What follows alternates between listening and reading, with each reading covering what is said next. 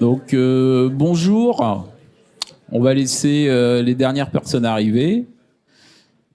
Ah, merci. Donc, on va commencer cette nouvelle journée sur l'intelligence artificielle. J'espère que vous allez toutes et tous très bien. Donc, je vais me présenter. Ça fait partie des choses habituelles. Donc, je m'appelle Éric Robin. Je suis enseignant-chercheur à l'Université de Rennes. Et je travaille à l'IPR, qui est l'Institut de physique de Rennes, en sciences des matériaux, et plus particulièrement dans un laboratoire commun entre le groupe Continental et le CNRS. Et je fais un petit peu d'IA pour prédire la durée de vie des élastomères. Donc voilà. Alors je ne vais pas en dire plus sur ce que je fais parce que c'est pas très intéressant. On a quelque chose de beaucoup plus intéressant aujourd'hui puisqu'on a le plaisir d'accueillir Thomas Corpetti, qui est directeur de recherche au CNRS. Il travaille au LETG. Et qu'est-ce qu'il fait ? Il travaille sur l'analyse et le traitement des images par intelligence artificielle pour regarder un petit peu l'évolution de ce qui se passe au niveau environnemental, et notamment via des observations de la Terre. Donc il va nous en dire beaucoup plus durant sa conférence, à savoir, donc il a un parcours international, puisqu'il a travaillé en Chine, alors, je prends mes notes pour pas dire de bêtises, au LIAMA. Donc en fait, c'est un labo d'info en automation et en mathématiques appliquées, hein, c'est ça ? Okay. Voilà. Et donc, du coup, je vais lui laisser la parole et il va nous parler de récents apports de l'intelligence artificielle pour l'observation de la Terre. Merci beaucoup. Merci. Merci beaucoup. Pour commencer, donc merci Guillaume, Elisa et toute l'équipe pour l'organisation et pour l'invitation. Comme ça a été dit, je m'appelle Thomas Corpetti. Donc je travaille au CNRS, donc dans un laboratoire qui est entre le site de Beaulieu et le site de Villejean, LETG, et plus globalement, on fait partie d'un observatoire, l'OSEREN, l'Observatoire de sciences de l'environnement de Rennes, qui est juste derrière, qui regroupe pas mal d'équipes qui sont sur les thèmes de l'hydrologie, l'écologie, la biologie, la géographie et les géosciences en général. Donc moi, de formation, je suis plutôt en informatique. Hein, j'ai fait mon doctorat il y a bien longtemps ici. Et du coup, je suis dans un laboratoire donc à l'ETG qui s'appelle Littoral Environnement Télédétection Géomatique. Donc c'est un laboratoire de géographie physique qui appartient au département écologie et environnement du CNRS.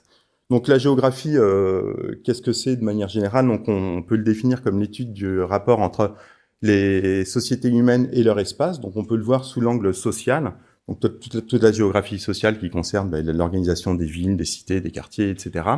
Et on peut le voir sous l'angle physique. Donc nous, on est dans un labo de géographie physique où on s'intéresse à toutes les modifications au sens environnemental, donc sur la physique de la Terre, qui sont apportées par les activités humaines. Donc l'observation de l'environnement, c'est une principale source de données. Hein. On constate les changements parce qu'on les observe.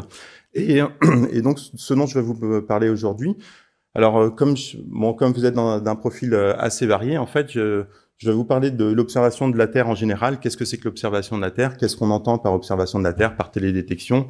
Tous les types de données qu'il y a, puis tous les problèmes qui sont posés d'un point de vue thématique. Donc, qu'est-ce qu'on peut faire avec ces données pour répondre à des problèmes liés à l'environnement ? Et quel problème ça soulève d'un point de vue plutôt traitement de données, plutôt IA ? Et donc quel problème spécifique ça pose pour nous en tant que traiteurs de données. Puis je montrerai avec des exemples de projets et de résultats. Donc l'observation de la Terre, donc ça c'est des choses très générales, hein, ça permet de suivre et d'observer des choses de changement d'environnement. Donc l'exemple le plus classique qu'on met, c'est des courbes de réchauffement climatique. Hein, c'est aussi par l'observation et par l'observation à long terme qu'on arrive à constater qu'il y a des dérèglements, qu'il y en a qui sont cycliques, mais que là, qu'on est dans une phase de dérèglement un petit peu supérieure, on va dire, à ce qu'on a pu connaître. Et c'est ça qui incite, en fait, c'est des observations de ce genre-là qui incitent à aller rechercher, à aller comprendre ces phénomènes. Donc bon, il y en a dans plein de domaines, hein, les fonds des glaciers, par exemple. Hein, si on regarde entre 2000 et 2021, donc l'évolution de glaciers, donc pris à la même période, on constate bien des choses à long terme. D'autres observations plus intéressantes, donc ça c'est un lac en Irak et on constate au nord là, du lac qu'il y a de l'agriculture qui est en train de se faire autour du fleuve Et en fait, ce qu'on voit, si on regarde l'évolution au cours du temps, on voit qu'il y a vraiment un assèchement du fleuve, en fait, lié à la progression de l'agriculture au nord. Et donc, en fait, ça, c'est des phénomènes, c'est le genre de phénomènes qui sont pas forcément, qui étaient pas forcément anticipés. Puis, l'observation, en fait, permet d'identifier des problèmes et d'essayer de les comprendre. Donc, nous, dans nos recherches, en fait, on est vraiment, une fois qu'on a un peu observé des cas particuliers, surprenants, en fait, on essaie de comprendre les processus physiques qu'il y a eu derrière. Et du coup, pour ça, on le fait beaucoup avec de l'analyse de données. Donc, d'autres intérêts de l'observation de la Terre, quand il y a des gestions de catastrophes. Donc, les catastrophes peuvent être humaines ou naturelles. Là, par exemple, c'est le port de Beyrouth, donc l'explosion qu'il y a eu en 2020, donc des images avant et après. Et là, les données d'observation de la Terre, en fait, sont surtout utiles pour essayer dans des cas d'alerte, pour voir dans quelle zone agir le plus rapidement et quelles zones ont été touchées, quelles zones ne sont pas encore touchées, il faut évacuer, etc. Et donc là-dessus, on verra plus tard, ça pose d'autres problèmes de traitement de données.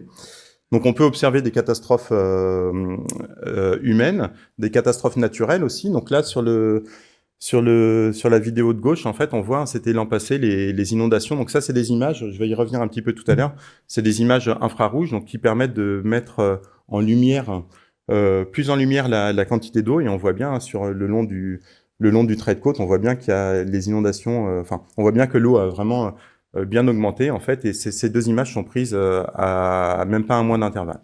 Et donc là, ici à droite, c'est des glissements de terrain, donc souvent après des tremblements de terre ou des fortes pluies.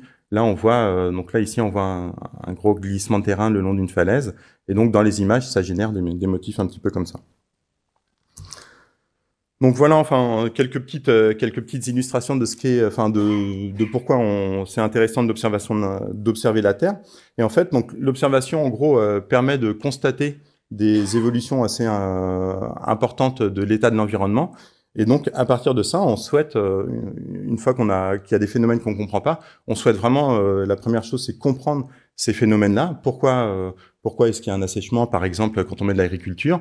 Donc, pour les comprendre ces phénomènes d'abord, et ensuite, éventuellement faire des modèles de simulation, de prévision et d'anticipation des risques. On veut aussi aider à la prise de décision. Donc, tout à l'heure, je montrerai pas mal d'applications en milieu urbain. Donc, dans notre laboratoire, on est en train de se spécialiser de plus en plus sur le milieu urbain. Et là, il y a plein de questions d'aide à la décision à prendre. Par exemple, faire une alerte pollution, faire une alerte canicule, etc. Donc, bon, j'y reviendrai un petit peu tout à l'heure. Et donc, en gros, quand on parle d'observation de la Terre, il y a des applications dans plein de domaines, météo, climato, océanologie, géologie, etc. Donc, je vais pas tout vous lire. Donc, nous, globalement, à Rennes, il y a une grosse communauté en fait qui travaille sur l'observation de la Terre. Donc, on est principalement sur des questions agricoles, urbaines et aussi beaucoup de géologie, géosciences, hydrologie. Donc, tout ce qui se passe en fait, tout ce qui façonne, on va dire, les paysages, les montagnes, etc. Donc, bon, ça c'est une petite intro très générale. Et du coup, ce que j'ai prévu de vous faire, là, c'est de parler un petit peu d'observation de la Terre. Qu'est-ce qu'est l'observation de la Terre dans un premier temps, et ensuite parler un peu des défis que ça pose d'un point de vue thématique et d'un point de vue méthodo. Donc, n'hésitez pas, je pense, si vous avez des questions, n'hésitez vraiment pas à interagir aussi pendant l'exposé ou après. Donc, quand on parle d'observation de la Terre, en fait, de quoi est-ce qu'on parle? Donc, on parle souvent d'images et d'images satellites. Et effectivement, c'est une grosse source de données, les images satellites, mais il n'y a pas que ça. Et quand on parle d'images, donc il y a une petite spécificité en fait. Donc quand on parle d'image, on parle souvent de télédétection. Donc là, ce qu'on appelle la télédétection, c'est plus large que les images satellites. Ça va être toute l'observation qui va être faite à distance de l'état de l'environnement. Et donc au sein de la télédétection, il y a beaucoup d'images et d'images. Donc il y a en imagerie, il y a de l'imagerie passive et de l'imagerie active. Donc nous, à Rennes, on fait beaucoup d'imagerie passive, on fait un peu d'imagerie active. Donc qu'est-ce que c'est que l'imagerie passive? En fait, l'imagerie passive n'émet aucune onde. On va capter, en fait, on va avoir un capteur, donc satellite ou terrestre, qui va capter, en gros, un signal rétrodiffusé par une source naturelle. Donc en général, la source naturelle, c'est le Soleil. Donc le Soleil éclaire la Terre, en gros. Il y a des ondes qui sont rétrodiffusées, donc qui sont par ce qu'il y a sur le sol, et donc on va capter cette rétrodiffusion, et donc soit par satellite, soit par aéroportée, soit par différents capteurs, et donc ensuite on va capter ce signal rétrodiffusé, et c'est celui-ci qui va donner des images, et c'est celui sur lequel on va travailler. Donc quand on parle d'image, on parle souvent de ce qu'on appelle la réflectance. Donc en gros, la réflectance dans une image, c'est donc on a une onde, donc en général l'onde du soleil qui vient percuter la Terre. Cette onde, elle va être réfléchie. Soit elle est réfléchie complètement si on a des matériaux qui réfléchissent tout, soit elle est absorbée, soit elle est diffusée. Et en fait, donc on va avoir, nous, ce qu'on va capter, on va capter ce qu'on appelle la réflectance. Donc c'est l'énergie qui va être captée par le capteur et quelque part divisée par l'énergie qui a été émise directement. Donc en imagerie de la Terre ou en imagerie en général, même dans un smartphone, on va essayer de capter en fait toute cette information pour en rendre une image. Et donc, si on regarde toutes les ondes qui existent, toutes les longueurs d'onde qui existent dans l'atmosphère, donc ce qu'on appelle le spectre électromagnétique, on voit qu'on a des longueurs d'onde donc dans plein de bandes, et le domaine du visible qui est ici en fait couvre vraiment une toute petite partie de ces longueurs d'onde.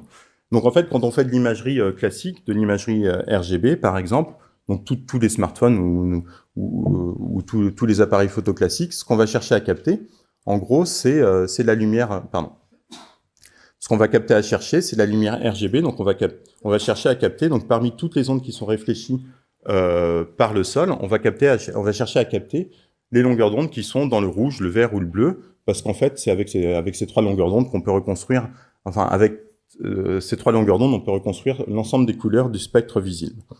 Donc en fait, on capte une petite partie. Donc là, c'est une vision, par exemple. Donc on va capter dans les longueurs d'onde du visible, on va en capter 3, parce qu'avec ces 3-là, on peut reconstruire toutes les autres couleurs. Donc ça, c'est ce qu'on fait en imagerie classique. Donc quand on fait de la télédétection, et quand on s'intéresse à ce qu'il y a sur la Terre, quand on s'intéresse à la végétation, à l'eau, etc., ce qu'on regarde, donc là, ici, en fait, ça, c'est des réponses spectrales. Donc ce qu'on voit là, les différentes courbes, là, c'est les réponses. Donc ce qui est réémis quand on envoie un signal sur de la végétation, sur de l'eau ou sur d'autres types de matériaux, sur du sol par exemple, là on voit qu'on a des réflexions. Donc là on a des réflexions dans différentes longueurs d'onde de choses liées à la végétation, ou à l'eau ou au sol. Et en fait, ce spectre-là, ce spectre qui est réfléchi, en fait, il est très intéressant. Et il apporte pas mal d'autres informations, notamment dans des longueurs d'onde, donc là qu'on appelle le proche infrarouge. Et le proche infrarouge, par exemple, apporte pas mal d'informations liées à l'état, à la teneur en eau, par exemple, dans la végétation, ou à la teneur en chlorophylle, etc. Et en fait, ces longueurs d'onde, elles sont aussi intéressantes pour nous en observation de la Terre.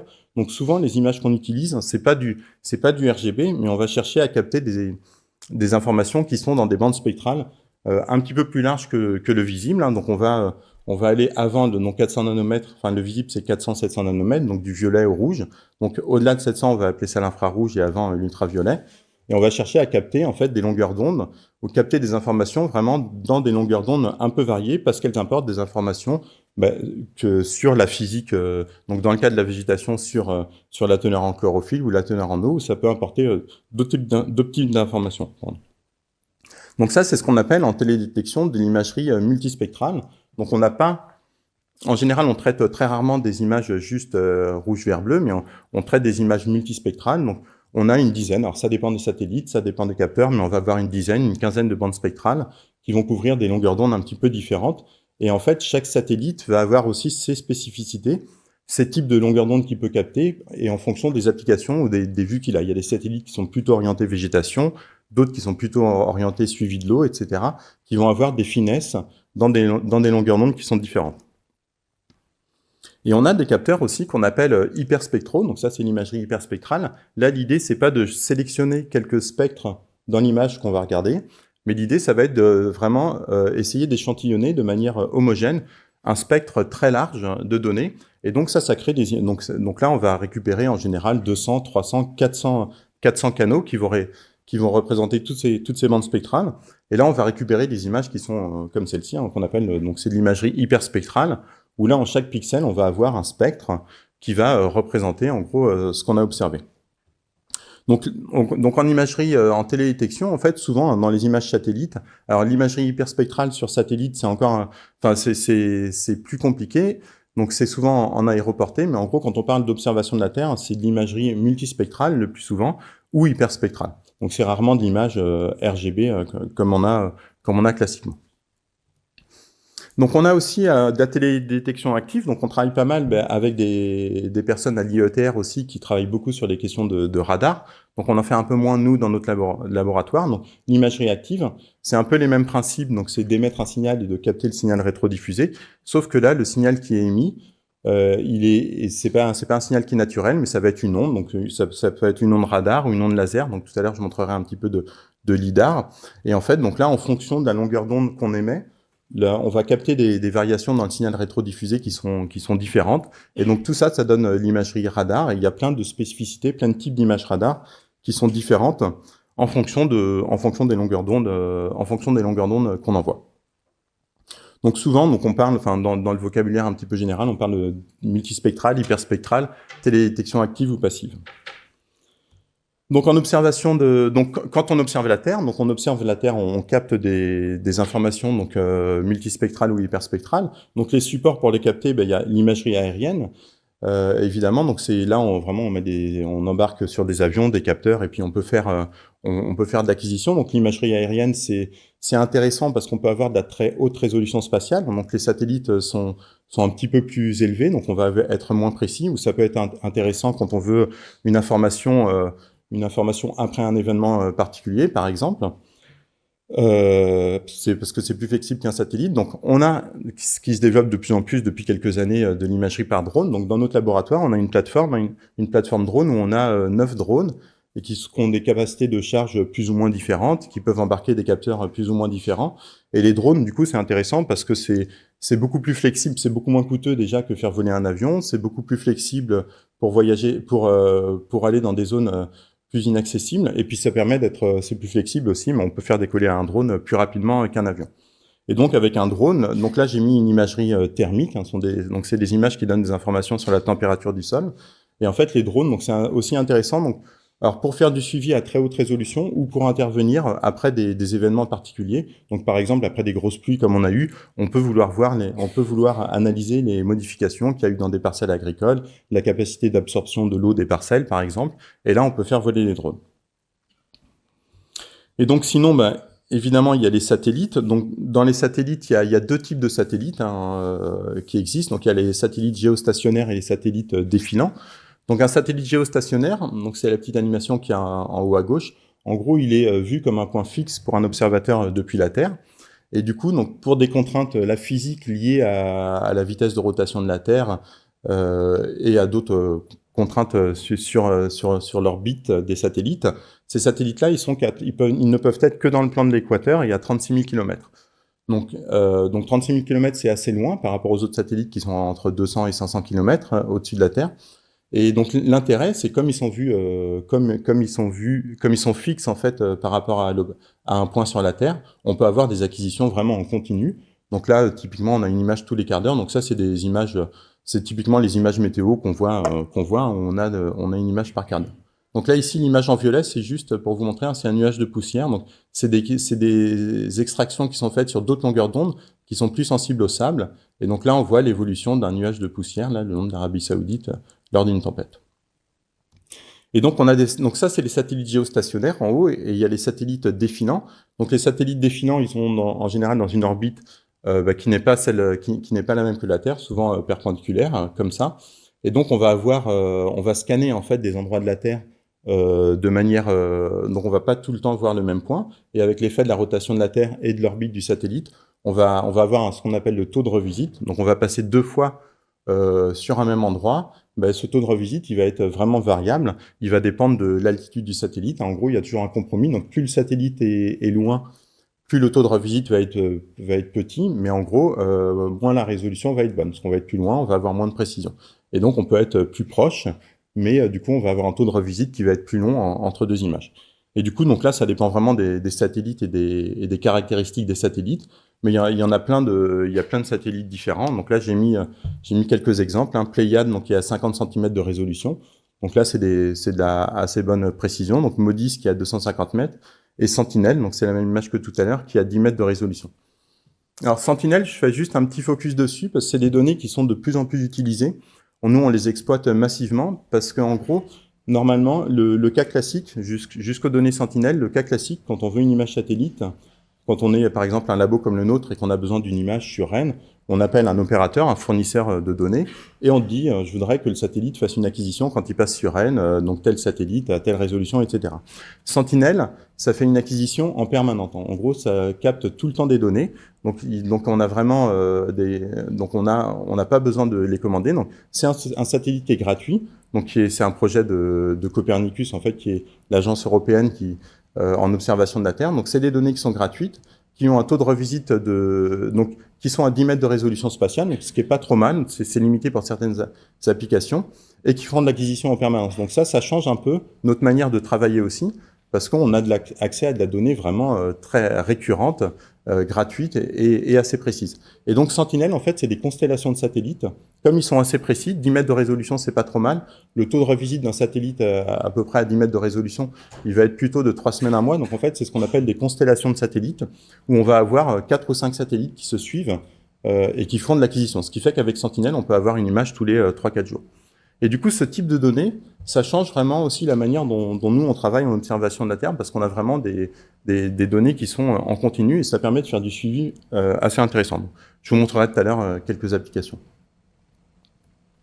Donc, on a aussi de plus en plus de données 3D. Donc, la donnée 3D, ça devient, enfin, on commence dans pas mal de domaines à étudier les choses en 3D et plus en 2D. Donc, les satellites 3D, il y a plusieurs manières de faire. Donc là, à droite, c'est le satellite Pléiade, où en fait, c'est du multi-angulaire. Donc, le satellite est capable de tourner sur lui-même. Et du coup, donc, avec des acquisitions de la même scène et sous différents angles, on peut reconstruire des données 3D. Où il y a en haut à gauche, donc l'illustration en haut à gauche, c'est CO3D, qui est un satellite français très récent qui a été créé donc pour obtenir des images directement en 3D de la Terre. Donc voilà en gros pour ce qui concerne le satellite. Donc le satellite, c'est vraiment une très grosse source de données chez nous. Donc là, c'est un petit peu un ensemble c'est une vue qui est pas exhaustive en fait de l'ensemble des satellites ou des caractéristiques de satellites qui existent. Donc il y en a énormément. Et en fait, ce qu'on peut constater, donc il y a des chiffres assez intéressants, c'est que depuis le début du lancement des satellites, donc dans les années 50-60 jusqu'à 2010, en fait, l'ensemble des données satellites qui avaient été acquises dans le monde représentait à peu près 1 pétaoctet. Et là, on voit bien que depuis les années 2010, donc on a une explosion aussi du nombre de données, et rien que le satellite Sentinel, par exemple, génère à peu près 7 pétaoctets par an. Donc un seul satellite, en fait, pour un an de données, il génère 7 fois plus que tout ce qui s'était créé, en fait, depuis le début du spatial. Donc, on est un peu comme dans beaucoup de domaines, dans une phase où on a une explosion du nombre de données, et ce qui crée aussi des problèmes, ailleurs. Donc ça, ce que je disais tout à l'heure, on peut faire des acquisitions à la demande, ou alors on peut faire, comme Sentinel, des acquisitions en continu. Et donc ça, c'est juste une petite illustration aussi qui est aussi intéressante, mais là, ce qu'on voit, c'est une vidéo qui a déjà quelques années, mais ça, tous les petits points qu'on voit, c'est juste les déchets satellites qu'il y a en ce moment dans l'atmosphère. On entend souvent parler de choses comme ça, mais c'est vrai que ça nous pose aussi parfois des questions, parce qu'on travaille en environnement, et en observant la Terre, et en fait, c'est des questions aussi à prendre en compte sur l'impact aussi environnemental de toutes ces données-là, qui sont faites pour observer l'état de l'environnement, et du coup là il y a des vrais problèmes aussi de saturation de l'espace et des satellites. Donc en complément, en gros nous au labo on travaille essentiellement avec des données satellites, enfin des données satellites ou des données images. On a aussi besoin quand on fait de l'observation de la Terre de valider tout ce qu'on fait. On a besoin aussi pour caler des algorithmes ou des algorithmes de machine learning, d'IA, on a besoin de données terrain. Et donc la partie terrain, c'est une partie aussi très importante en observation de la Terre. Et il y a besoin d'aller sur le terrain pour mesurer plein de choses. Quand on essaie de travailler sur l'état de la végétation par télédétection, on a besoin de valider ce qu'on fait, de valider les teneurs en chlorophylle, des choses comme ça. Donc il faut aller sur le terrain. Donc on a aussi plein d'outils de terrain. Donc j'en montre quelques-uns. Donc ça c'est un SODAR en fait. Donc un SODAR, c'est un instrument qui envoie des ondes laser et qui en fait avec les différences de déplacement entre les particules, on est capable d'avoir les vents atmosphériques qu'il y a eu à différentes altitudes de l'atmosphère. Donc ça c'est des piézomètres qui sont capables de mesurer la teneur en eau à différentes couches du sol. Donc ça c'est des capteurs. Donc ça c'est un capteur météo en fait. On a des capteurs aussi des capteurs spectraux, comme un capteur hyperspectral, mais qu'on tendrait et qu'on ferait dans un point. Et ça, c'est des données LIDAR ici. Donc, je vais juste les détailler un petit peu parce que les données LIDAR, c'est de plus en plus présent en général dans beaucoup de domaines. Et c'est aussi de plus en plus présent en observation de la Terre. Et à l'OSEREN, on a aussi une plateforme LIDAR où on a plusieurs instruments LIDAR. Donc, des LIDAR terrestres qu'on pose sur la Terre ou aéroportés. Et donc, le LIDAR, c'est des données qui sont assez intéressantes. Donc, en gros, c'est de la télédétection active. Donc, on envoie un signal. Donc, dans le cadre du LIDAR, dans le cadre du radar, c'est un signal acoustique. Dans le cadre du LIDAR, c'est un signal laser. Donc, on envoie un signal, donc soit en général par avion ou par drone. Donc, on envoie un signal laser. Donc, le signal va percuter différents objets. Donc, ici, les arbres, la végétation. Et donc, ce signal va être rétrodiffusé. Et donc, en fonction d'un signal émis, par exemple, on va récupérer une longueur d'onde comme celle-ci. Et cette longueur d'onde, en fait, elle va nous informer sur tout ce qu'on a croisé sur la route. Donc, souvent, sur le trajet du laser. Donc, souvent, ici, dans ce cas-là, par exemple, on va avoir des pics de longueur d'onde au niveau de la végétation. Et puis, dans le sol, en général, le sol ne réémet plus rien. Donc, on va plus rien avoir. Mais ça nous permet, en fait, quand on localise les points des pics, par exemple, d'avoir des nuages de points. Et ça permet de scanner en 3D la scène qu'on a vue. Donc ça, c'est juste quelques animations. Donc nous, on a à l'OSEREN un lidar topo-bathymétrique. Donc en fait, c'est un lidar qui, en même temps, envoie deux longueurs d'onde. Donc une longueur d'onde topographique. Donc c'est du lidar classique, en fait. Donc cette longueur d'onde topographique va plus réagir aux éléments de la topographie. Donc on est capable de reconstruire ici donc des nuages de points liés aux roches qu'on a croisées, etc. Donc ça ici on est au bord de la mer, hein, c'est en Bretagne. Donc c'est une falaise.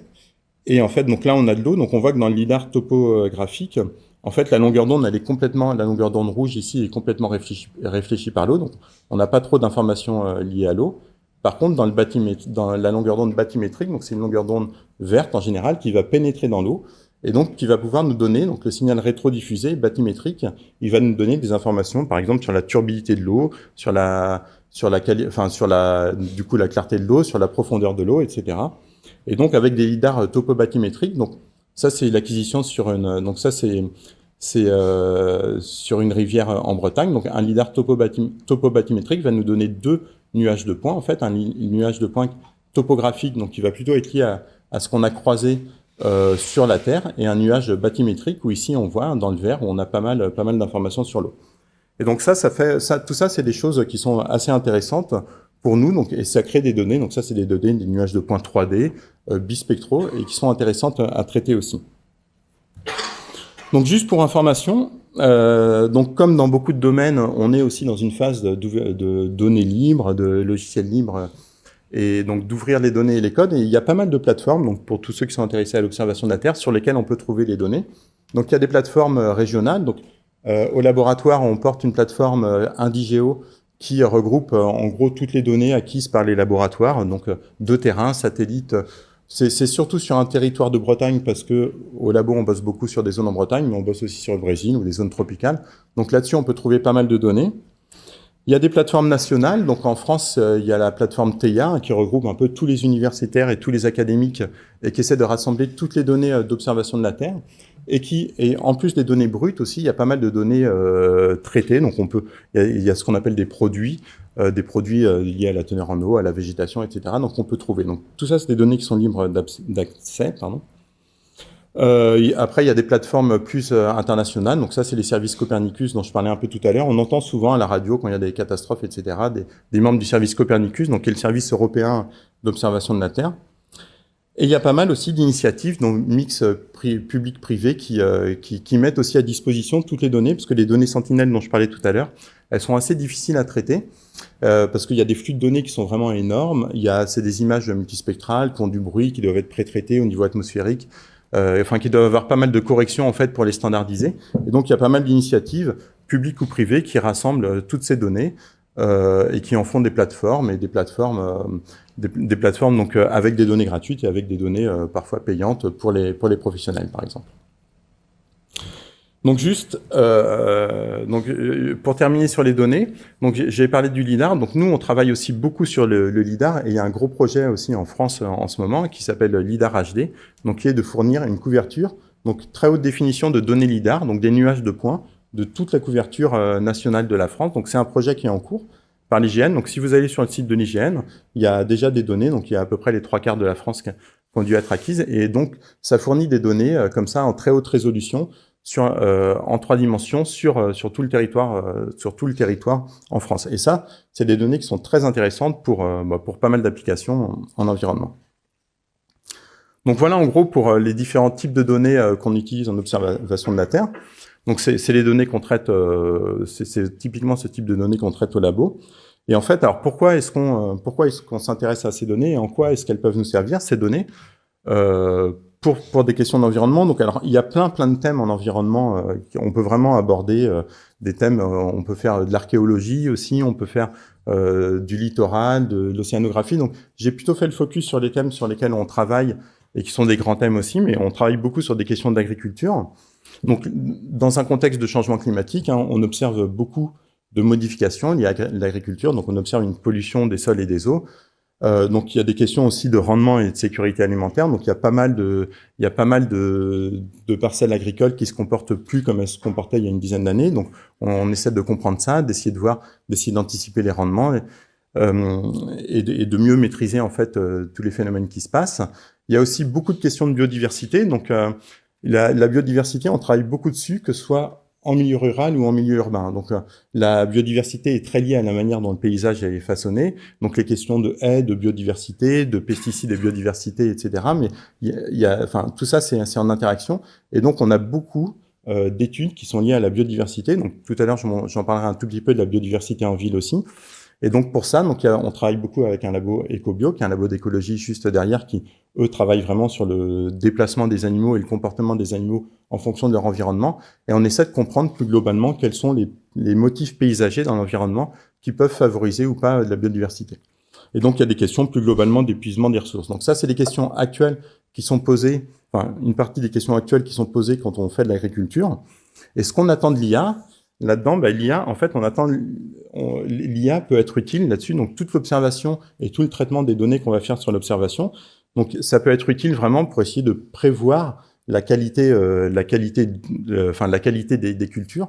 Donc, prévoir le stress. Donc, le stress hydrique, c'est vraiment un problème important. On voit que des années comme celle-ci, il y a des grandes sécheresses l'été. Donc, les champs et les parcelles s'épuisent. Et d'un coup, on va avoir beaucoup de pluie comme on a eu là ces jours-ci. Et donc, tout ça, ça modifie le comportement des parcelles. Il y a aussi des processus d'adaptation des plantes elles-mêmes aussi à ces phénomènes-là. Et du coup, ça modifie un peu les choses. Donc, on cherche à essayer de comprendre le stress qu'il peut y avoir sur les plantes. Donc, la qualité des sols et de l'eau, évidemment, c'est très important. Essayer de voir les rendements. Donc, tout ça, c'est des choses sur lesquelles, c'est des problématiques actuelles sur lesquelles les gens travaillent en IA, donc pour l'agriculture. Donc, il y a aussi la surveillance. Donc, la détection précoce des maladies. Donc, ça, c'est quelque chose qui est assez important, que ce soit en milieu agricole ou en milieu urbain. Donc, je reparlerai un petit peu tout à l'heure de la détection des maladies aussi en milieu urbain. Donc, il y a la maturité, donc pour tout ce qui est agriculture des précisions, faire les récoltes au bon moment, etc. Et donc, après, donc là, j'en parle un peu moins, mais l'IA aussi en agriculture, on entend parler des tracteurs connectés, etc. Mais c'est aussi d'ajuster au mieux les intrants. Donc, plutôt que de mettre des pesticides partout de manière homogène sur une parcelle, c'est d'avoir donc des tracteurs qui ont des caméras et qui aussi analysent les sols et qui ajustent en fait la quantité d'intrants qu'on va mettre sur le sol. Et donc toutes les questions d'automatisation. Donc tout ça, c'est des questions en fait qui sont posées sur ce que l'IA peut apporter dans ces domaines-là. Donc on travaille aussi beaucoup sur l'environnement urbain. Donc oui, pardon.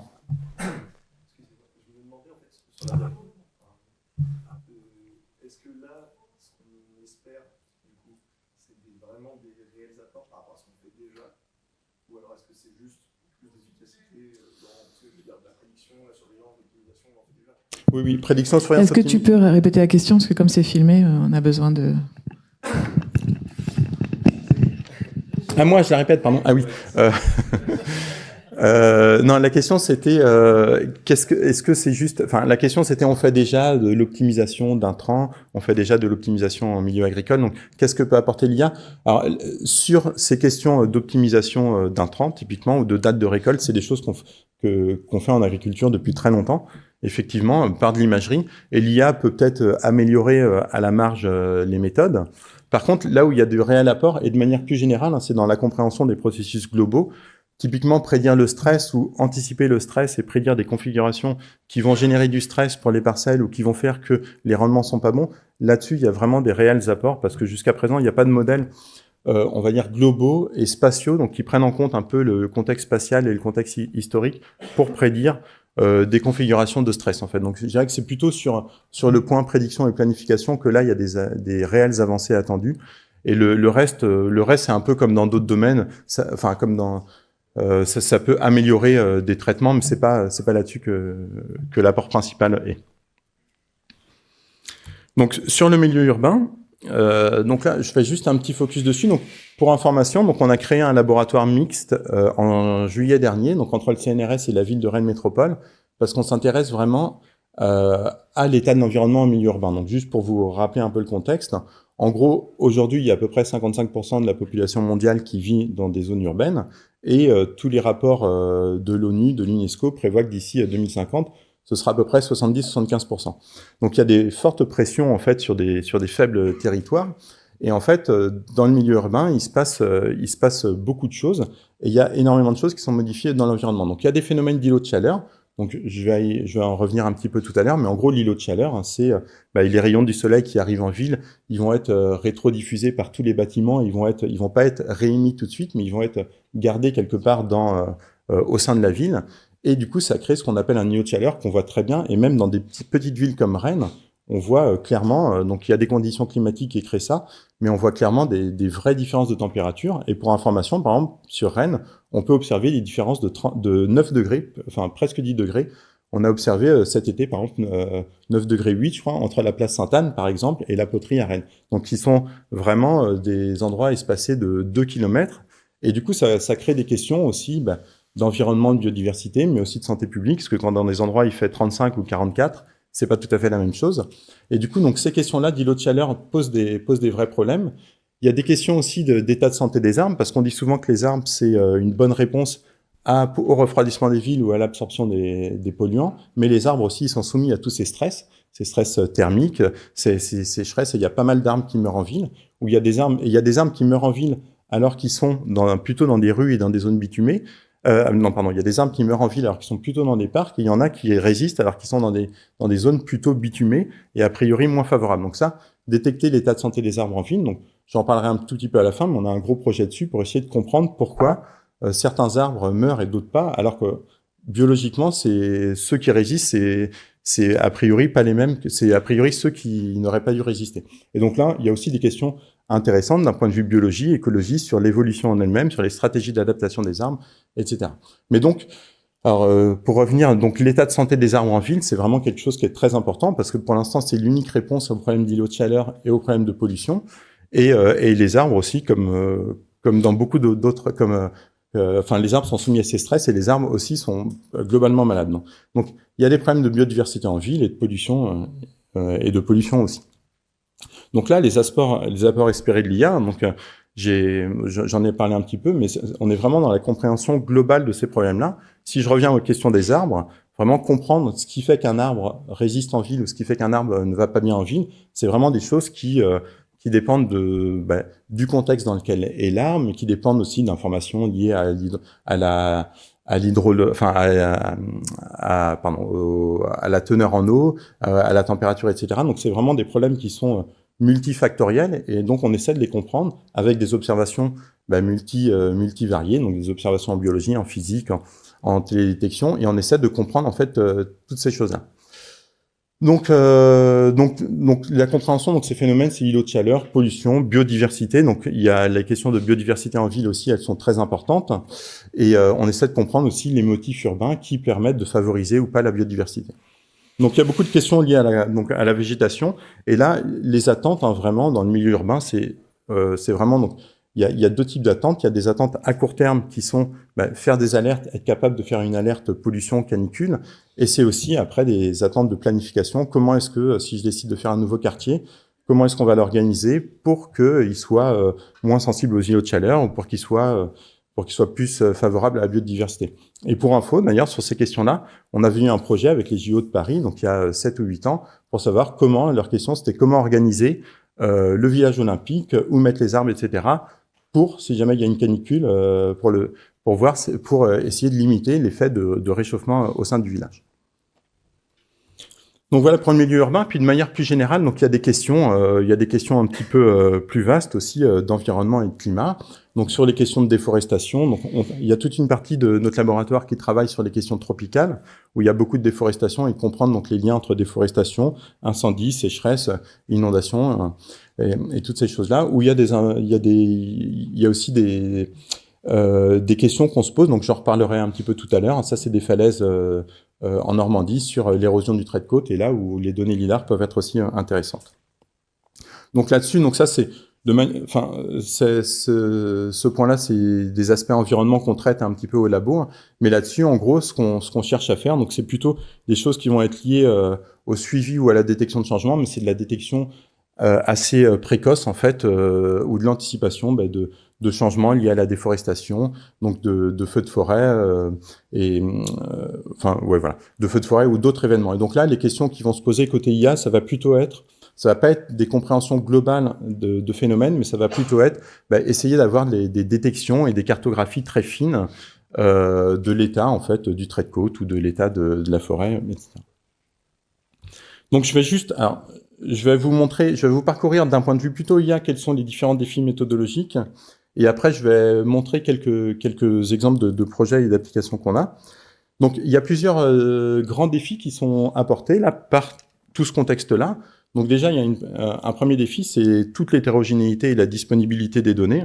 Donc on a des données, donc j'ai montré multispectrales, hyperspectrales, on a des données régulières 2D où on a des nuages de points 3D. Donc tout ça, ça pose des questions aussi qui sont un peu spécifiques sur comment est-ce qu'on combine toutes ces données. Donc des questions de super résolution, j'en parlerai un petit peu tout à l'heure parce qu'on a souvent les données gratuites ont des résolutions limitées, donc on cherche à les améliorer un peu. Mais tout ça, donc ça pose d'un point de vue plutôt IA des problèmes méthodologiques sur ces aspects-là, fusion, interpolation, d'avoir des réseaux adaptés à ce type de données aussi. Donc on a des données massives, donc ce que je disais tout à l'heure, des données sentinelles. En un an de données sentinelles, on génère 7 fois plus que tout ce qui a été généré en 50 ans. Et donc là, ça pose aussi des questions de passage à l'échelle, en fait, et de traitement de données massives, de traitement efficace. Et on a souvent des données bruitées ou incomplètes. Quand on cherche à observer, par exemple, le sol et qu'on a des nuages, on a aussi pas mal de... j'ai parlé un petit peu de pré-traitement tout à l'heure, mais une donnée satellite, elle va être modifiée pas mal par l'environnement aussi, par la qualité de l'atmosphère, et donc il y a des questions de standardisation qu'il y a derrière. Donc bon, ça pose d'autres types de problèmes d'un point de vue traitement de données. Et donc, d'un point de vue thématique, en général, on a peu de données labellisées. Donc, quand on fait de l'IA, on a besoin, on dit souvent qu'on a besoin de beaucoup de données et beaucoup de données labellisées. Donc, un problème très classique en observation de la Terre, c'est qu'on a beaucoup d'observations. Par contre, on a peu de vérité terrain. Faire du terrain, ça coûte cher. Aller sur le terrain, des fois, c'est inaccessible. Et du coup, on est vraiment dans un problème où on a beaucoup de données, mais peu de données labellisées.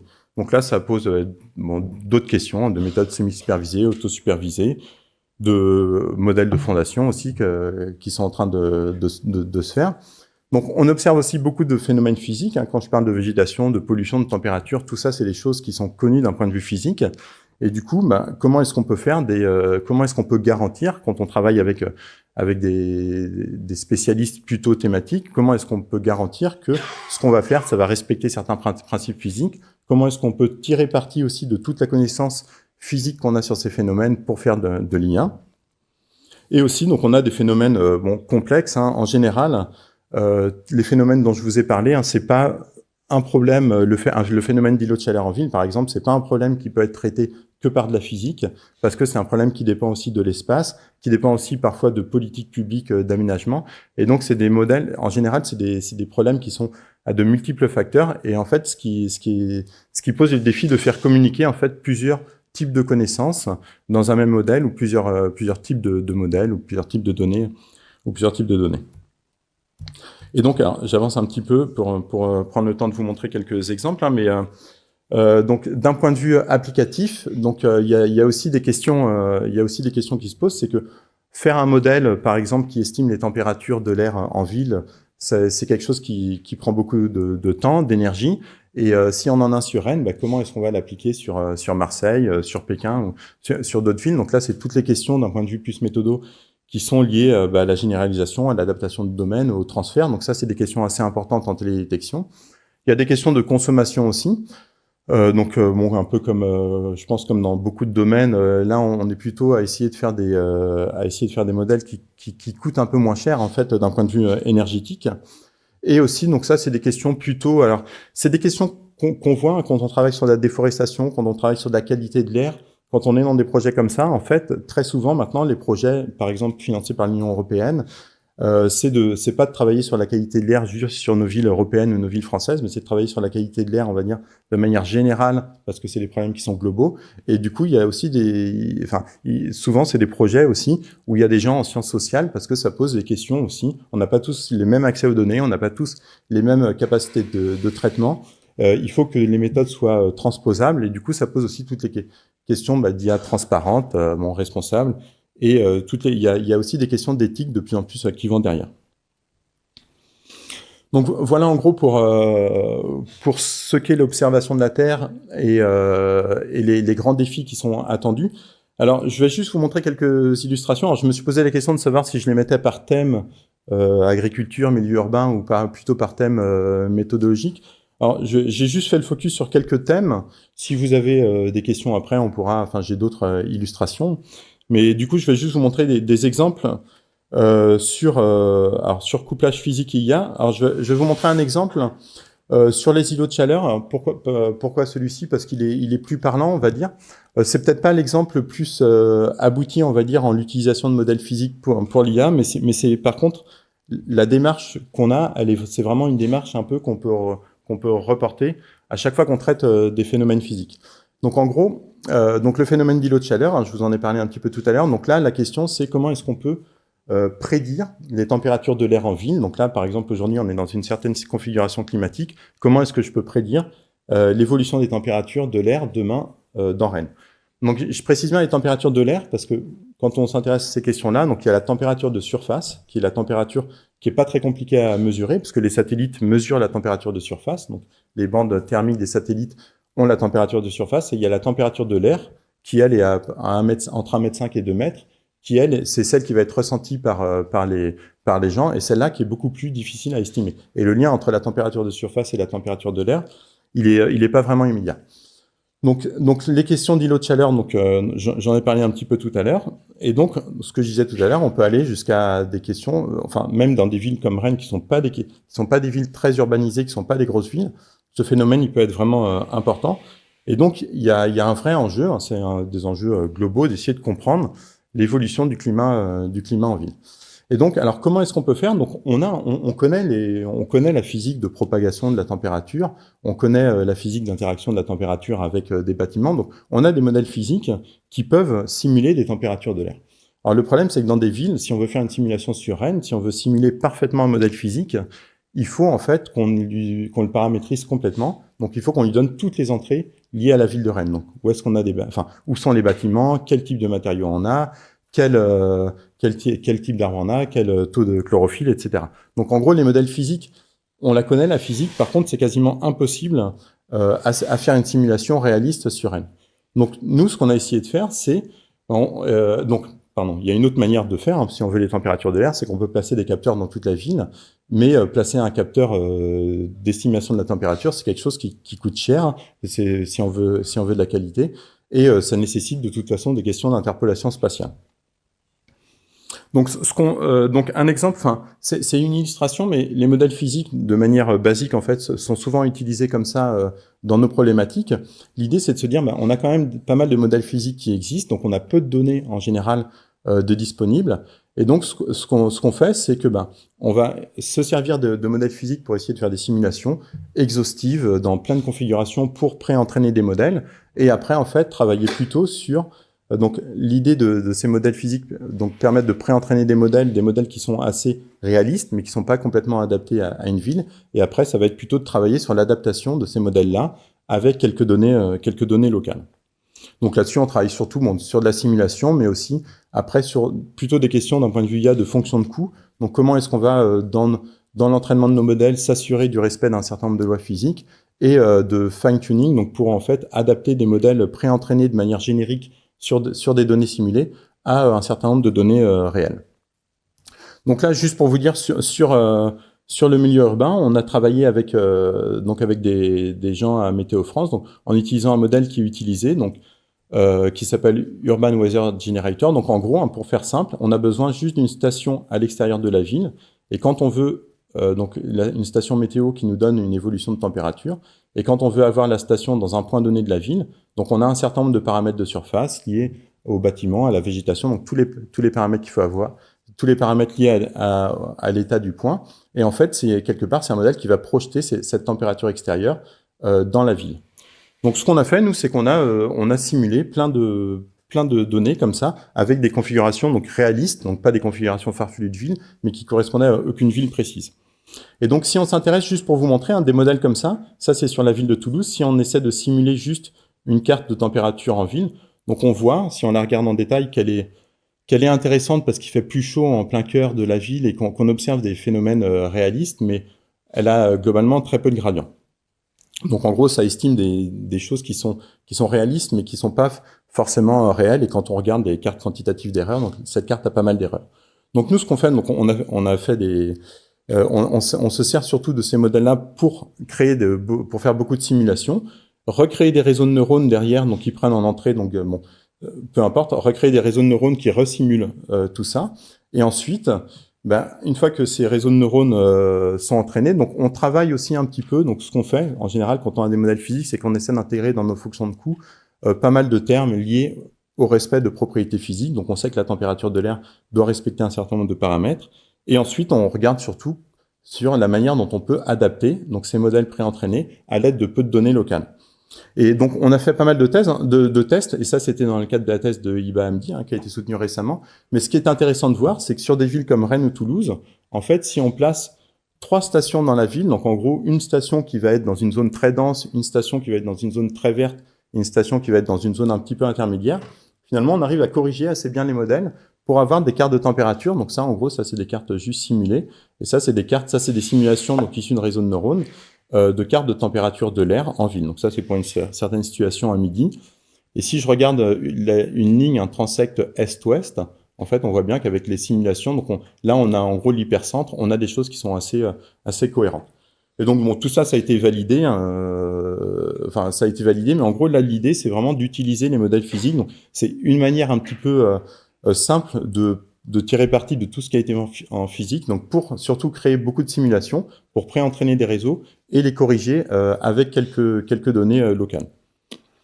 Donc on a fait la même chose, le même genre de démarche pour analyser la turbidité de l'eau. Donc là, je change un peu de domaine. Ça, c'est des retours d'ondes LIDAR. Donc ce qu'on voit en noir, c'est des retours d'ondes LIDAR. Et en fait, on peut utiliser, donc avec la forme de ce retour d'onde, en fait, il va dépendre de la turbidité et de la qualité de l'eau. Donc là, par exemple, on peut imaginer, il y a une onde LIDAR qui arrive dans l'eau. L'eau, elle est très claire. Donc là, on a un premier pic qui correspond à l'eau et on a un deuxième pic qui correspond au sol. Donc là, on voit très bien le sol. Par contre, dans des eaux turbides, le sol, il va être noyé dedans. Et en fait, ce qu'on cherche à faire, d'un point de vue pour faire de la bathymétrie, donc pour essayer d'estimer les profondeurs en eau, on cherche à détecter donc la limite de l'eau, mais ça en général ça pose pas de problème, mais on cherche à détecter le fond d'eau, donc dans ce signal noyé en fait, la manière dont le signal bruité est un peu différent, qui correspond au fond de l'eau. Et du coup ça pareil, donc il y a des modèles de dispersion des ondes, donc c'est un peu le même principe, mais on peut donc ici je mets juste sur des données réelles, donc là-dedans, donc, on arrive à détecter, donc là, en utilisant des modèles de propagation d'ondes, on arrive à détecter le pic, enfin l'endroit où il y a l'eau, mais on arrive à détecter le fond de l'eau, en fait, qui est là-dedans. Et ça, c'est des problèmes où là, clairement, le faire avec des modèles de simulation et pré-entraîner des modèles dessus, ça permet vraiment, pareil, tout ça, il y a des données quantitatives, de bien détecter ce genre de petit signal qui est noyé dans du bruit, ce qu'on n'arrivait vraiment pas trop à faire avant. Donc là, je vais avancer un petit peu. Je pourrais revenir sur ces applis. Je vais avancer un petit peu sur les applications. Je vais juste vous montrer des applications qui sont assez importantes en ce moment. Donc, on travaille beaucoup sur de la super résolution. Donc, la super résolution, beaucoup de monde travaille dessus en traitement d'image classique. Donc, ça ici, j'ai mis l'évolution d'une série temporelle Sentinel. Donc, Sentinel, elles sont intéressantes encore une fois parce que c'est gratuit. Et donc, dans le cadre de nos projets, on cherche à suivre l'état de santé des arbres en ville. Ce qu'on veut, en fait, c'est d'essayer de suivre l'état de santé de chaque arbre individuellement là-dedans. Et donc, on voit que sur des données à 10 mètres, la résolution spatiale, elle n'est pas suffisamment intéressante pour essayer de remonter à des informations sur l'état de la végétation. Mais on se dit qu'il y a quand même quelque chose à essayer de faire, parce qu'on aimerait suivre en temps quasi réel l'état de santé des arbres. Donc la super résolution, c'est un problème qui est assez vieux. C'est comment est-ce qu'on peut améliorer la résolution spatiale des images.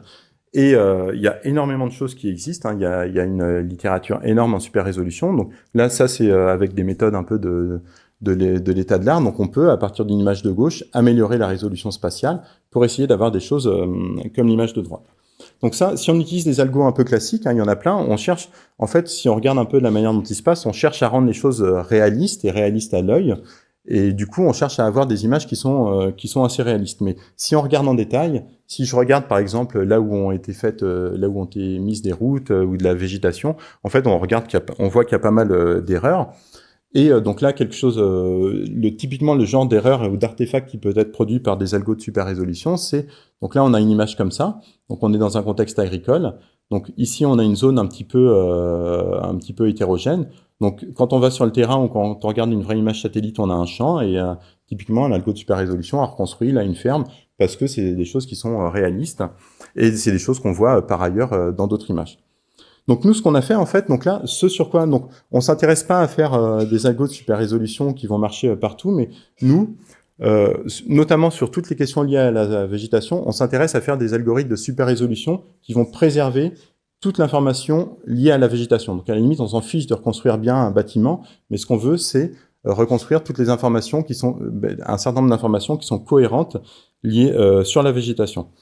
Alors du coup, aussi, on fait ça sur des images multispectrales, donc avec une dizaine ou une quinzaine de bandes spectrales, et pas que sur des images RGB. Donc là, on a fait pas mal de travaux là-dessus. Donc il y a une thèse en cours qui est avec l'IRISA, d'ailleurs, avec l'équipe Obélix de l'IRISA, où là, on regarde plutôt donc d'autres méthodes de réseau de neurones, donc des méthodes de diffusion. Donc en gros, donc on a une image à basse résolution, une image à haute résolution, et en fait, on va essayer d'estimer la transformation en fait entre donc sous forme d'une équation. Sous forme de l'évolution d'une équation différentielle, on va essayer de voir l'évolution entre l'image basse résolution et haute résolution.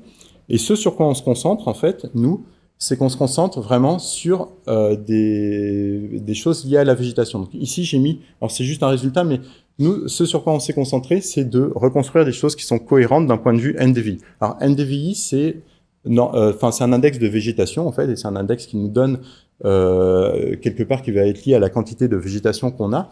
Et ce qu'on veut, c'est retrouver correctement des choses cohérentes sur l'évolution du NDVI et sur la distribution spatiale du NDVI.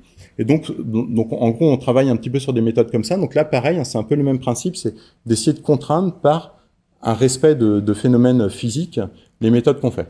Et donc là, ça c'est les travaux en cours. Ça, c'est un exemple de résultat. Donc, on a une image basse résolution.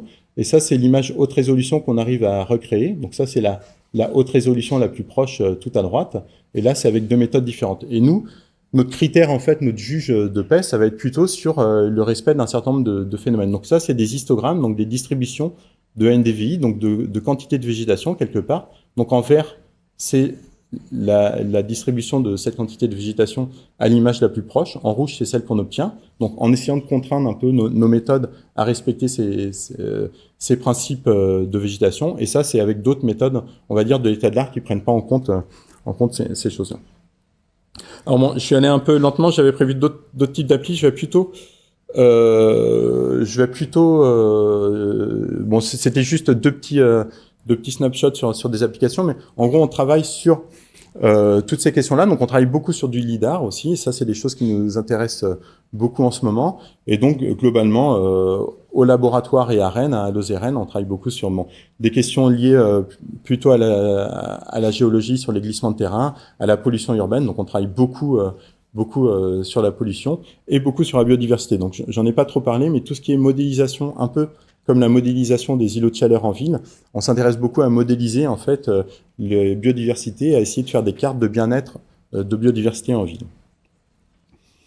Donc, ce qu'on peut dire vers où on va, donc les questions et les attentes qui sont vis-à-vis de la communauté IA, on va dire, par rapport aux personnes qui sont en observation de la Terre, c'est qu'en général, donc quand on travaille avec des gestionnaires, Alors, c'est vrai en observation de la Terre et c'est vrai aussi dans d'autres domaines, mais en général, on a besoin, on se rend vraiment compte que quand on travaille par exemple avec la ville de Rennes et qu'on dit que tout ça se fait par IA, il y a un vrai côté boîte noire et c'est les choses il y a besoin de comprendre en fait, besoin d'expliquer pourquoi un algo fait telle chose, telle chose. Donc il y a besoin de comprendre ce qu'on fait et en fait donc tout ce qui est l'IA explicable, c'est vraiment des choses sur lesquelles la communauté, on va dire, d'observation de la Terre va et doit continuer à aller pour essayer en fait pour essayer déjà de mieux, ça peut être des outils pour mieux comprendre ce qu'on observe et aussi pour essayer de mieux communiquer entre les disciplines.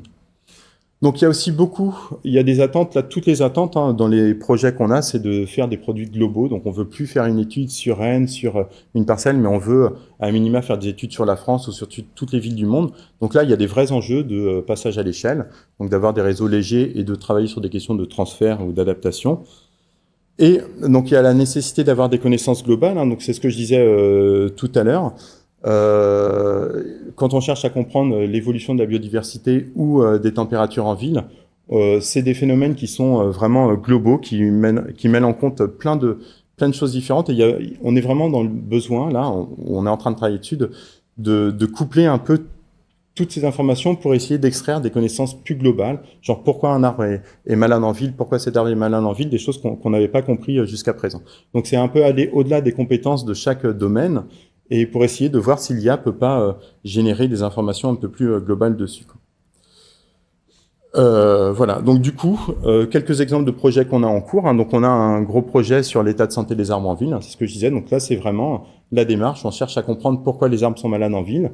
Donc on fait beaucoup d'observations, beaucoup de terrain pour mesurer plein de paramètres physiologiques, écologiques sur les arbres. On fait beaucoup d'observations aussi pour essayer de comprendre dans quel contexte l'arbre est. Donc on a des questions derrière aussi de super résolution, de choses comme ça.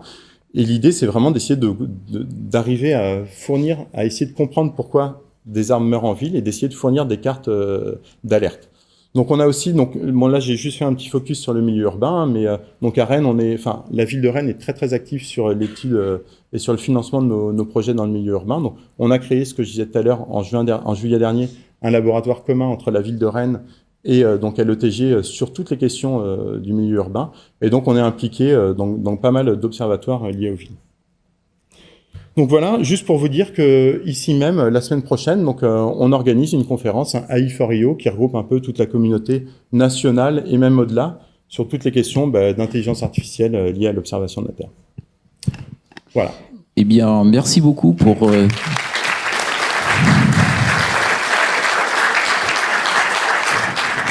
cette présentation qui était très intéressante et très claire. Alors maintenant, on passe au moment des questions. J'imagine que vous avez toutes et tous plein de questions à poser. Vous avez des questions? Non? Ah. Bonjour. J'ai une petite question, c'est vu que vous récupérez une quantité énorme de données, que ce soit par des capteurs LiDAR, différentes choses, est-ce que vous passez par des modèles d'embedding ou de quantification pour justement réduire tout ça et pouvoir les comparer, je sais pas, sémantiquement parlant, ou quelle technique vous utilisez en fait? Oui, alors ça dépend, mais oui, la plupart du temps, enfin, je sais pas ce que tu entends par un modèle d'embedding, mais c'est de transformer l'information dans des espaces plus réduits. Je parlais parce que j'avais vu passer, je sais pas si vous l'utilisez, le modèle AlphaEarth de DeepMind, et eux justement proposaient un grand ensemble de données qui mettaient justement sur des bases de 64 dimensions pour avoir tous les capteurs différents. Oui, oui. Alors, pour l'instant, on n'a pas de, la réponse est plutôt non. En fait, pour l'instant, on n'a pas de process. On a des process adaptés à chaque application qu'on va faire en fait sur une donnée, mais on n'a pas de. Ouais, non. La réponse est plutôt non. Par contre, ces questions de stockage et de stockage effectif des données ou de forme de stockage, c'est des questions qui se posent aussi au niveau national européen pour faire des plateformes aussi de ce type-là qui stockent nos données, quoi. Et donc il y a des initiatives européennes là-dessus, mais donc là, ouais, la réponse est non, plutôt pour l'instant. Merci beaucoup. Est-ce que vous avez d'autres questions? Ah oui.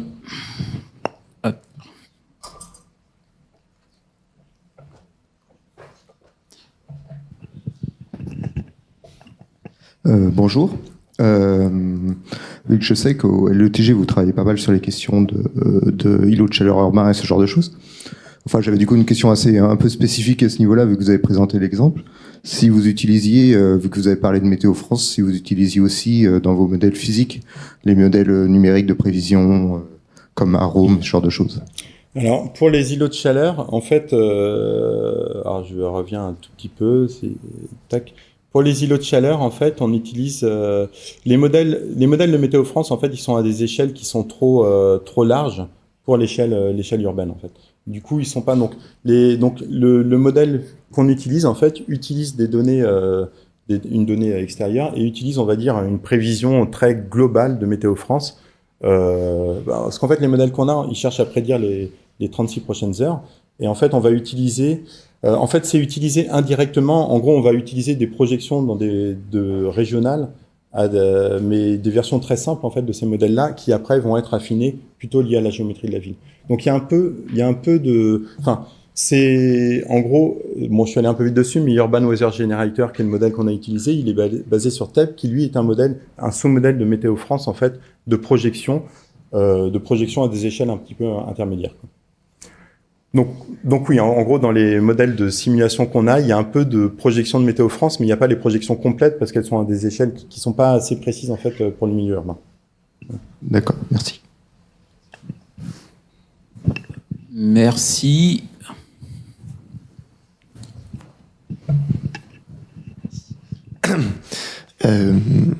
Moi, ce que je me demandais, c'était est-ce que dans le milieu scientifique dans lequel vous êtes, on vous a doté de c'est venu naturellement d'utiliser l'IA comme ça pour avancer dans ce que vous faisiez, ou est-ce que on vous a donné des financements? Est-ce que ça vient de quelque part? Est-ce que la ville vous subventionne? Je sais pas. On nous a pas donné des subventions comme ça, hein. Mais oui, en fait, c'est venu naturellement parce que le domaine de l'observation de la Terre, alors la manière dont je perçois un petit peu la communauté de l'observation de la Terre, c'est vrai qu'initialement c'était beaucoup de gens thématiciens, de géographes, d'hydrologues qui n'avaient pas forcément des connaissances en traitement de données. Enfin, il y avait des vrais besoins et ça fait une vingtaine d'années qu'il y a une communauté scientifique un petit peu plus structurée, de gens qui font du traitement de données, qui se mettent spécifiquement sur ces questions d'observation de la Terre. Donc on va dire qu'il y avait déjà une petite communauté, un petit peu comme l'imagerie médicale, qui est beaucoup moins structurée, mais qui émerge quand même de chercheurs sur des questions plutôt méthodologiques en observation de la Terre. Donc après, un peu naturellement, cette communauté s'est mise à proposer des projets de recherche liés à l'IA, enfin comme de manière assez naturelle. Mais après, ce que je constate, par exemple, donc d'un point de vue purement structurel, moi, mon institut au CNRS, c'est l'Institut d'écologie et d'environnement. C'est pas un institut d'informatique. Et du coup, on voit qu'on est dans une phase où il y a eu peut-être une méfiance ou en quoi l'IA c'est vraiment utile. Est-ce que c'est pas juste un phénomène de mode, etc. Et on voit que là les choses évoluent et maintenant clairement des instituts comme l'Institut d'écologie et environnement au CNRS met des moyens sur de l'IA et cherche à voir comment intégrer l'IA dans leurs plans futurs parce que maintenant on sent que les communautés applicatives il y a un gap qui s'est passé où on comprend que ça peut vraiment apporter beaucoup, quoi.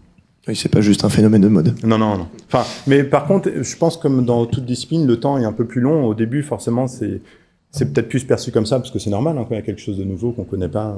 Mais non, maintenant, je pense que soit dans tous les domaines dans lesquels j'ai parlé, maintenant on sait que ça peut vraiment apporter beaucoup. Pour compléter, je pense que c'est un peu comme hier, quand on a entendu parler de la détection des cancers. À partir du moment où c'est une science, là je parlais des radiologues qui se basent sur une technologie et que la technologie évolue et que en fait on est en train de changer d'échelle sur la collecte des données et tout ça. En fait, on est obligé de faire évoluer aussi la technologie pour traiter ces données-là, et donc c'est forcément des métiers qui se transforment, mais ça me semble assez logique là pour le coup. Ouais. Justement, ça me fait un petit peu réagir ce que vous dites. Est-ce qu'on est vraiment obligé est-ce que il y a une mouvance qui est certaine dans même l'économie internationale de mettre de l'investissement dans l'IA. Est-ce qu'on est vraiment obligé? Est-ce qu'il n'y a pas d'autres options aussi? Est-ce qu'on peut pas, par exemple, je sais pas, il y a 7,5% de chômeurs en France. Est-ce qu'on peut pas juste recruter, je sais pas, ça fait 5 millions de personnes, mettre des financements dans le comptage d'arbres. Ouais, voilà, non mais les formations plus accessibles, je sais pas. C'est intéressant aussi de savoir à qui ça profite. Tout à fait. Ce genre d'évolution. Un petit peu en petit complément de ça, même, enfin c'est pas complètement lié, mais j'en ai parlé un tout petit peu tout à l'heure. On parle aussi d'IA et d'impact environnemental. C'est des vraies questions qu'on se pose quand on travaille sur l'environnement. Enfin, si on veut être cru, si on regarde l'impact environnemental de tout ce qu'on fait, enfin, quel est le bénéfice balance, enfin, quelle est la balance là-dedans entre l'impact qu'on a pour essayer de répondre à ces problèmes-là. Moi, j'y crois hein, quand même. mais bon, c'est des questions à se poser. Merci. Alors, est-ce qu'il y a d'autres questions? Alors moi, j'ai une petite question. Vraiment une question de Béotien. Du coup, pourquoi est-ce que pour récupérer la température, par exemple, de la ville de Rennes, vous n'avez pas utilisé le satellite et avec l'imagerie infrarouge et calculé les sources à partir de l'équation de la chaleur? Ouais, en fait, alors l'imagerie satellite donne la température de surface. Ah, d'accord. La température des bâtiments. Et en fait, le phénomène entre la température de surface, donc vraiment des bâtiments en hauteur, et la température de l'air, en fait, ce lien, il y a des physiciens qui travaillent encore dessus. Ce lien, il est vraiment compliqué, en gros. Donc, à partir de l'imagerie aérienne ou aéroportée, enfin, à partir de l'imagerie à distance, on peut pas accéder à la température de l'air. D'accord, ok. Et il y a en fait, on peut avoir un bâtiment très chaud, mais être dans une situation froide à côté. Enfin, le lien, il est vraiment pas immédiat, en fait. D'accord, très bien. Plus personne n'a de questions? Vous avez le droit d'entrer dans la controverse si vous avez envie, il n'y a pas de souci. On va vous répondre calmement. N'hésitez pas si vous voulez. Alors, du coup, moi, j'ai encore une autre petite question. Du coup, à l'IPR, les thésards m'appellent Question Man. Donc, du coup, alors moi, je suis pas informaticien de base, je suis physicien, et du coup, j'étais intéressé par l'aspect multispectral, parce que finalement, les techniques ressemblent à ce que font les collègues en astrophysique. Et je me demandais, du coup, pour isoler les raies dans le spectre électromagnétique, quelle technique vous utilisez? Parce que nous, ça nous embête énormément, c'est pas mal bruité, donc on va par exemple utiliser des techniques à peigne de fréquence, et là du coup je me posais la question si vous réutilisiez ce même type de technique. Alors non, ouais.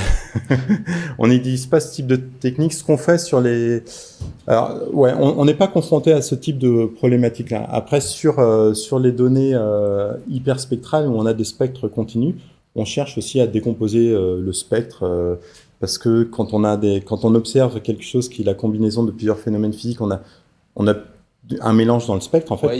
C'est pas des Dirac que vous essayez d'isoler, d'accord, ok. Donc on travaille sur des techniques de décomposition spectrale, mais pour le coup je pense pas que ce soit les mêmes techniques que celles que vous avez. Mais par contre effectivement, quand on regarde, alors l'imagerie hyperspectrale aussi, c'est toute une communauté au sein de la télédétection.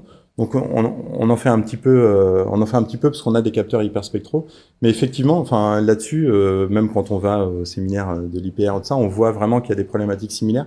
Et je pense qu'effectivement, il n'y a pas encore trop de, j'ai le sentiment que les communautés développent leurs méthodes. Ouais, chacun de son côté. Et puis on discute pas assez ensemble. Ouais. Merci beaucoup. Bon, je pense qu'on va faire la pause. Comme on nous reste 10 petites minutes et qu'on t'a un petit peu coupé dans ta présentation, est-ce que tu veux nous donner encore quelques petits cas? T'as dit que t'avais du backup pour nous parler d'autres choses. En fait, non, je peux juste dire, là où je suis passé assez vite, c'est le traitement de nuages de points. Le traitement de nuages de points, c'est quelque chose qui est très important pour nous parce qu'on a de plus en plus, donc on a des capteurs LIDAR dont je parlais tout à l'heure, et le traitement de nuages de points, c'est aussi très utilisé dans plein d'autres domaines que l'observation de la Terre pour scanner des scènes en 3D un petit peu partout. En automobile aussi, c'est très utilisé. Et du coup, on a beaucoup de questions liées au traitement de nuages de points. Typiquement, ici, c'est deux falaises. C'est la même vue de deux falaises en Nouvelle-Zélande, avant et après un tremblement de terre. Et alors, on voit pas forcément très bien au détail, mais ce qu'on voit, c'est que entre les deux acquisitions, donc une acquisition, ça coûte cher. On peut pas faire des acquisitions en permanence. On voit qu'il y a des arbres qui ont poussé, par exemple. Et là-dessus, ce qu'on cherche à faire, enfin, typiquement, les questions que les personnes nous posent, c'est où sont les zones où il y a eu de l'effondrement de roches et où sont les zones où la roche a été stockée, quoi. Et du coup, ça, c'est vraiment l'imagerie 3D, elle est importante, elle est intéressante là-dessus. Et donc, ce problème-là, nous, on l'a vu comme un problème de détection de changement, comme dans des nuages de points 3D. Alors, globalement, avec les données LIDAR, si on regarde dans la communauté des utilisateurs de données LIDAR, pas de personnes qui font du traitement dessus, la plupart du temps, en observation de la Terre, on va re-rasteriser les choses, c'est-à-dire qu'on va restructurer. À partir de ce nuage de points, on va en faire des données structurées 2D, donc dans des grilles régulières, comme des images, pour utiliser des techniques d'imagerie. Donc donc ça c'est une des difficultés, Et puis des difficultés plus proches à l'observation de la Terre, c'est comment est-ce qu'on fait de la détection sémantique donc réelle, c'est-à-dire où sont les zones qui ont changé et les zones qui n'ont pas changé par rapport aux zones où il y a eu des changements, mais liés aux arbres, par exemple, qui nous intéressent pas. Donc, ce que je disais juste, donc vraiment, ça à titre illustratif, la difficulté avec les nuages de points, c'est de traiter des données qui sont non structurées par rapport à des images. Et alors, donc c'est un vrai problème. Il y a une communauté, il y a énormément de travaux en IA sur des nuages de points qui travaillent dessus. Donc, nous, ce qu'on a fait dans le cadre de la thèse d'Iris de Gélis, donc qui était aussi entre LETG et l'IRISA, et elle a eu le prix de thèse Magis, donc qui est plutôt qui a un GDR lié aux techniques pour les sciences spatiales, on va dire, d'observation de la Terre. Donc on a travaillé vraiment sur la détection de changements dans des nuages de points, en traitant le nuage de points directement. Donc ce que je disais tout à l'heure, il y a énormément de techniques pour traiter des nuages de points avec des réseaux de neurones. Donc on a utilisé des types de convolutions particulières, CAP et conf, qui sont une manière donc en gros, je pense que vous avez fait un petit peu d'IA, mais en gros, pour traiter une image en IA, une des manières de faire, c'est de calculer plein de transformations de cette image par des fils de convolution, par exemple, pour transformer l'info et qu'elle soit plus interprétable. Et du coup, là, l'idée, c'est de faire pareil avec des nuages de points. Et alors, ce dont on a travaillé, nous, c'est sur c'est d'extension de réseaux de détection de changement qui existent pour des images, donc des réseaux siamois, où on les a étendus pour du 3D, pour des nuages de points 3D. Et en fait, on a travaillé, donc ça, c'est plutôt propre, c'est pas non plus trop détaillé ici, mais on a vraiment travaillé sur de quelle manière est-ce qu'on peut encoder l'information liée au changement. En gros, quand on veut faire de la détection de changement, on peut transformer le premier nuage de points, transformer le nuage de points et regarder les différences sur chaque donnée transformée et voir où il y a eu des changements qui sont intéressants ou pas. Et en fait, sur la manière dont on peut transformer ou traiter cette information de changement, donc traiter ces différences, on a pas mal travaillé dessus, en fait, dans le cadre de la thèse d'Iris. Et ce qui fait qu'on arrive, donc il y a des réseaux de détection de changement en nuage de points, donc il y a plusieurs versions, supervisées, non supervisées. Et en fait, on arrive, donc là, ça c'est des illustrations, mais là, on a donc un nuage de points avant et après tremblement de terre. Et ici, en fait, c'est les zones, donc ça, c'est une vérité terrain qui a été faite sur le terrain, où en fait, on voit qu'on a, donc en bleu, on a des zones de source, donc des zones où il y a eu arrachement de roches, et en orange, il y a des zones de dépôt, donc là où elles se sont déposées. Et on observe, donc ça c'est juste des illustrations visuelles, mais tout ça c'est fait de manière quantitative, mais on observe qu'on a des zones, qu'on a des choses assez proches. Et ce qui était intéressant de voir, c'est que tous les arbres et les types de changements qui nous intéressaient pas, on les a pas détectés non plus. Et du coup, voilà, ça c'est un type de méthode qui a été pas mal utilisé donc pour le suivi d'érosion de montagnes après les tremblements de terre, ou aussi là le suivi du trait de côte. Donc ça, c'est des falaises qui sont suivies en Normandie, qui sont très fragiles et qui bougent souvent. Et donc là, pareil, on a fait, l'intérêt des données LIDAR et l'intérêt des traitements qu'on a fait derrière les données LIDAR, c'était d'être capable d'estimer assez finement en fait les zones d'érosion et les zones de source et de dépôt. Et de manière plus globale, en fait, le traitement de nuages de points, c'est des choses qui sont très importantes pour nous et où on essaie de travailler dessus. Et là, on essaie vraiment de travailler sur l'aspect temporel. Donc sur des terrains comme ceci, on peut aller sur le terrain une fois par mois. Donc on a vraiment des séries temporelles, et donc travailler sur l'évolution des séries temporelles dans des nuages de points, c'est des questions qui sont assez importantes pour nous. Et juste pour rebondir sur la première question qui t'a été posée à propos des modèles de fondation. Donc moi je connaissais pas Alpha Earth là, mais t'as vaguement dans ta présentation, à un moment t'as évoqué le fait que sur l'observation de la Terre, il y avait des modèles de fondation qui étaient créés. Peut-être c'était celui-là dont tu parlais, j'en sais rien. Et est-ce que ça peut vous aider peut-être du coup à voir si finalement les calculs, en fait les représentations sont centralisées. Est-ce que ça peut pas vous aider à être plus frugaux et peut-être plus efficace? Si, c'est, enfin, clairement, en observation de la Terre, là, il y a beaucoup de modèles de fondation qui émergent. Et il y a beaucoup de modèles de fondation aussi plus légers qui émergent. Et c'est clairement une direction sur laquelle la communauté va pour répondre à pas mal de problèmes de généralisation, de manque de données, etc. Et oui, tout à fait. Et il y en a. Enfin, je pense que la semaine prochaine, il y a plusieurs exposés aussi à la conf qu'on organise ici là-dessus. Mais c'est clairement une direction sur laquelle la communauté va aussi, avec ses propres modèles de fondation liés au type d'imagerie qu'on a. Alors pour ceux qui ne savent pas trop, ce qui est bien normal, donc en fait on a beaucoup parlé de LLM et on va encore parler de LLM pas mal à la présentation suivante, mais en fait des modèles, des gros modèles qui peuvent faire potentiellement plusieurs choses, il y en a de tout type. Donc là on parle de modèles de fondation pour l'observation de la Terre, donc spécialisés dans des images d'observation de la Terre.